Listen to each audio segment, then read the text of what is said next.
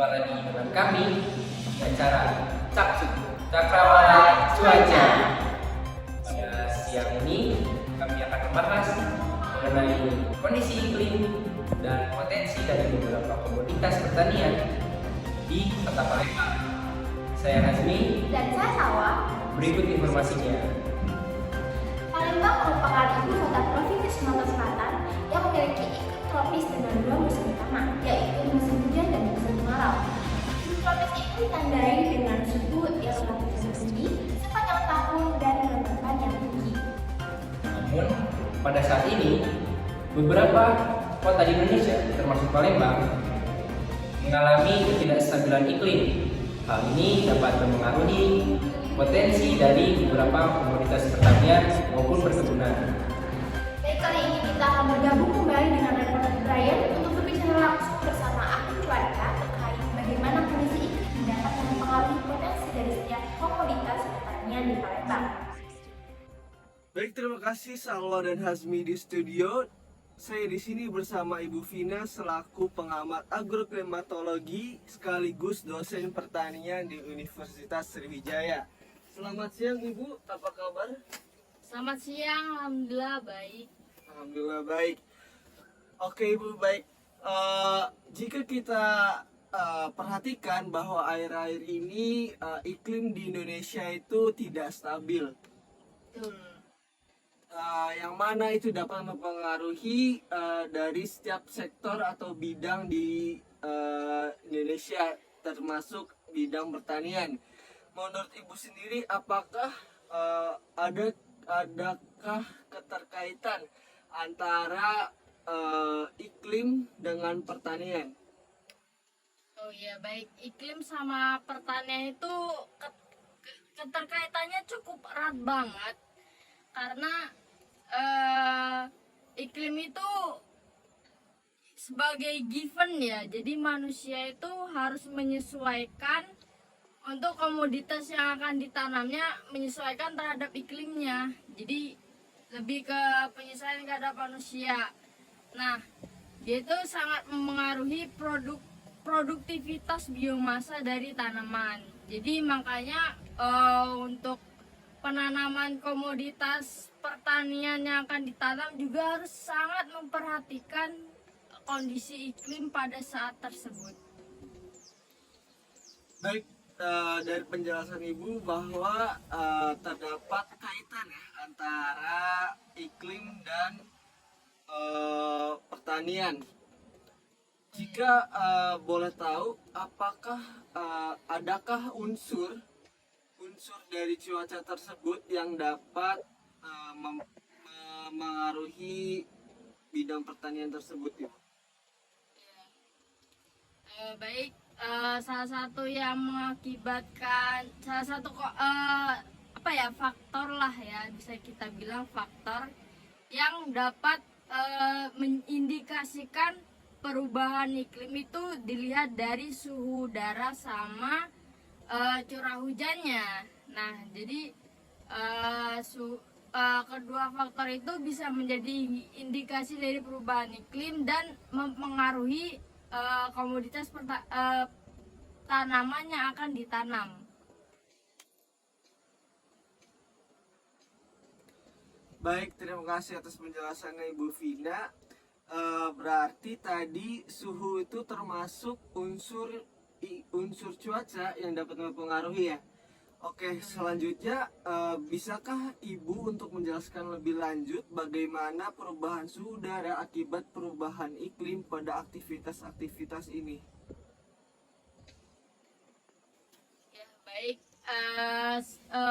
Suhu udara tuh sebagai komponen yang berpengaruh terhadap transpirasi, respirasi maupun proses penyerapan oleh tanaman. Nah, salah satu contohnya misalkan adalah proses fotosintesis. Nah, proses fotosintesis salah satu variabelnya itu adalah karbon dioksida kan. Jadi semakin tinggi suhu udara di suatu daerah, maka karbon dioksida karbon dioksida yang tergantung dalam daerah tersebut tuh akan semakin banyak. Nah, hal ini akan menyebabkan tumbuhan itu mengikat karbon lebih banyak dibanding unsur lainnya. Jadi meskipun karbon ini dia bisa mengikat bisa mempercepat laju fotosintesis dan meningkatkan biomasa, tapi karbon ini agak kurang baik untuk tanaman pangan. Karena ketika tanaman pangan terlalu menyerap banyak karbon akibat peningkatan suhu tadi, nah tanaman pangan akan lebih sedikit menyerap nitrogen, yang dimana nitrogen ini merupakan salah satu unsur hara yang sangat penting untuk penyediaan nutrisi tanaman. Jadi nanti tanaman itu akan cenderung sebagai tanaman, terutama tanaman pangan ya, terutama tanaman pangan itu akan cenderung sebagai penyerap karbon dibanding untuk penghasil pangan gitu. Jadi nilai nutrisinya tuh sedikit lah kalau misal tanaman tersebut terlalu menyerap banyak karbon. Oke, baik Ibu, terima kasih. Oke, selanjutnya dari perubahan suhu udara tersebut, apakah ada perubahan yang sangat signifikan dari tahun ke tahun dari suhu udara tersebut? Ya baik, dari suhu udara terutama di daerah Palembang ya, karena saya kebetulan mengamatinya di daerah Palembang. Dalam 1 tahun itu setiap bulannya suhu udara itu berkisar, paling tinggi itu berkisar di 32 derajat Celcius dan paling rendah itu berkisar di 23 derajat Celcius. Dan berdasarkan hasil penelitian sebelum-sebelumnya, dalam 40 tahun terakhir itu di Palembang ini terjadi peningkatan suhu udara yang cukup ekstrim. Dari tahun 1981 hingga 2020 itu peningkatan udaranya cukup ekstrim. Nah, dari sini tuh dapat dilihat dari grafik ya, dari grafik yang akan ditampilkan. Nah, dari situ dapat dilihat dapat dibuat suatu regresi linier dan kita dapat menentukan gimana kondisi iklim beberapa tahun ke depan pada Palembang ini. Dan didapat bahwa kondisi iklim per 10 tahun ke depan di Palembang ini akan mengalami kenaikan yang cukup ekstrim. Misalkan nanti tahun 2030 itu suhu minimumnya tuh dapat mencapai 24,5 derajat Celcius. Baik pemirsa, jadi Ibu Vina berpendapat bahwa terdapat 2 unsur cuaca yang dapat mempengaruhi produktivitas dan pertumbuhan tanaman, yaitu curah hujan dan suhu udara. Oke Ibu, selanjutnya kalau boleh tahu mengapa curah hujan dapat berkaitan dengan pertumbuhan dan produktivitas tanaman? Dan pemirsa di rumah juga ingin tahu bagaimana sih kondisi curah hujan yang sebenarnya di kota Palembang ini. Baik, curah hujan itu cukup berpengaruh terhadap produktivitas, terutama dalam menyediakan ketersediaan air untuk tanaman, baik itu air yang ada di tanah maupun air yang ada di daun gitu. Jadi curah hujan ini cukup penting, terutama pada Palembang ini kan tanahnya kering ya, jadi butuh curah hujan yang cukup tinggi lah untuk melakukan produksi tanaman pertanian, atau mungkin tanaman komoditas yang akan ditanam tuh menyesuaikan dengan curah hujan, itu bisa juga. Nah, jadi pola hujan yang terutama saat ini tuh kan mengalami anomali ya. Jadi apalagi yang kemarin ada El Nino. Nah, jadi itu kan akan mempengaruhi pola tanam dan waktu tanam untuk pertanian. Nah, ini juga cukup berpengaruh terhadap eh, tingkat dalam pemasaran juga. Jadi ketersediaan bahan pangan itu dipengaruhi juga oleh curah hujan ini. Jadi seperti itu. Nah, kemudian selanjutnya itu kondisi iklim di Palembang saat ini itu rata-ratanya sih tiap bulannya itu fluktuatif ya. Dalam satu tahun tiap bulannya itu fluktuatif. Kemudian berdasarkan hasil kajian selama 25 tahun dari tahun 1987 itu curah hujannya itu paling tinggi itu berada di kisaran paling rendah itu berada di kisaran 1626 mm sampai 3500 sampai yang paling tinggi itu 3540 mm. Nah, ini tuh kalau dilihat dari metode Schmidt Ferguson, dia itu masuk ke dalam kelas A, yaitu curah hujan tropis gitu. Jadi ya cukup sesuai lah dengan daerah Lintang dan Bujur di di Palembang ini. Baik, terima kasih Ibu Vina selaku pengamat agriklimatologi dan dosen pertanian Universitas Sriwijaya. Ya. Demikian informasi yang kami dapat sampaikan secara langsung. Saya kembalikan kepada Salwa dan Azmi di studio. Baik, terima kasih Brian di Palembang, Sumatera Selatan. Akan kita lanjutkan pembahasan ini ke komoditas yang umumnya dikembangkan di Palembang. Sebagai ibu kota Provinsi Sumatera Selatan, Palembang terkenal dengan beberapa komoditas yang menjadi tulang punggung perekonomian daerah. Ya, betul sekali. Palembang sendiri juga memiliki sektor pertanian yang cukup berkembang. Pertanian merupakan salah satu sektor penting yang mendukung perekonomian lokal serta menyediakan lapangan pekerjaan bagi sebagian besar penduduk di wilayah ini. Untuk komoditas yang umum dikembangkan di Palembang, antara lain adalah tanaman karet, tanaman sawit, dan beberapa komoditas tanaman perkebunan lainnya. Untuk kelapa sawit sendiri merupakan andalan ekspor dari daerah ini. Baik, kali ini kita mau bergabung kembali dengan Viola untuk berbincang langsung bersama salah satu petani di Desa Bumi Asih, Kecamatan Pulau Limbang, Kabupaten Bumi Asih, Provinsi Sumatera Selatan terkait potensi dari beberapa komoditas yang dikembangkan di wilayah Palembang dan bagaimana kondisi iklim dapat mempengaruhi potensi dari setiap komoditas petani di Palembang.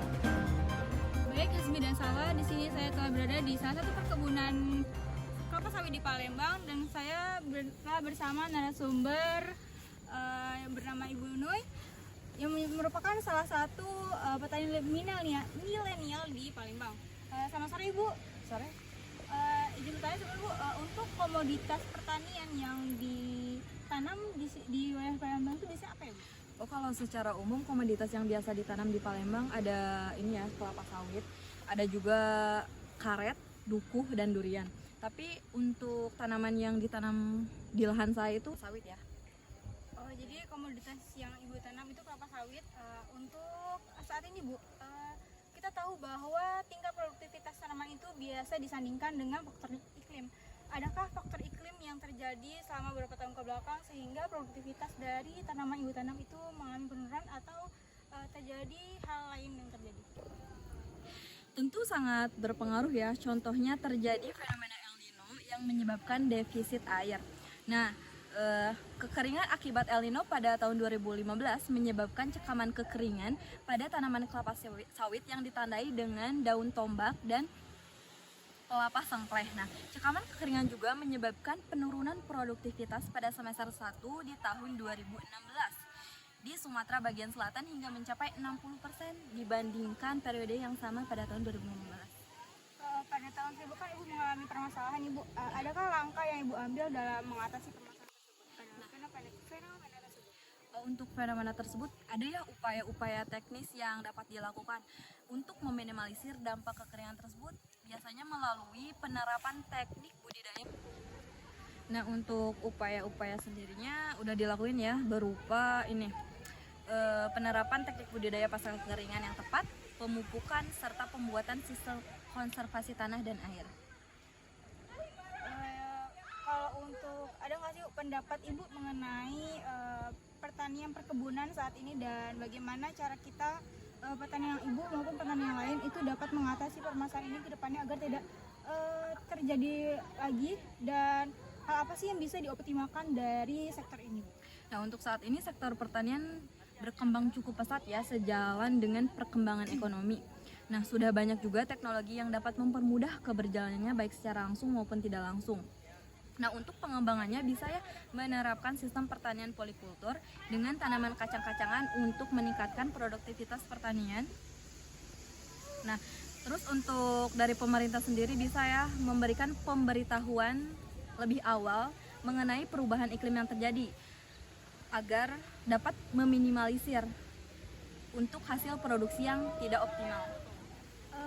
Izin menyimpulkan ya Bu, berarti dari perubahan iklim ini dapat mempengaruhi hasil produktivitas dari tanaman sawit berupa sebanyak 60% di tahun 2016 daripada 2015 ya Bu. Berikut adalah hasil dari pendapat salah satu petani milenial di Palembang. Kami kembalikan kepada Hasmi dan Salwa. Baik, terima kasih Viola. Ternyata menarik sekali ya pembahasan mengenai potensi dari komoditas pertanian dan bagaimana kondisi iklim dapat mempengaruhi potensi dari komoditas tersebut ya. Betul sekali. Kondisi iklim ini memainkan peran penting dalam produksi dan kualitas komoditas-komoditas yang dikembangkan. Curah hujan yang tinggi dapat memberikan dampak positif maupun negatif terhadap suatu lahan perkebunan maupun pertanian. Pada sisi positifnya, hal ini dapat memastikan ketersediaan pasokan air dalam suatu lahan. Namun pada sisi negatifnya, hal ini dapat memicu penyebaran penyakit baik jamur penyakit pada lahan perkebunan maupun pertanian. Nah, hal ini tentunya akan menjadi hal yang menarik untuk dikaji lebih lanjut. Namun sayang sekali kita sudah ada di penghujung acara ya ini. Semoga pembahasan ini dapat memberi banyak manfaat bagi kita semua. Terima kasih, selamat beraktivitas. tetap semangat. Dan jangan menyerah, saya Salwa. Saya Hasmi. Sampai bertemu di campur Cakrawala Cuaca. selanjutnya.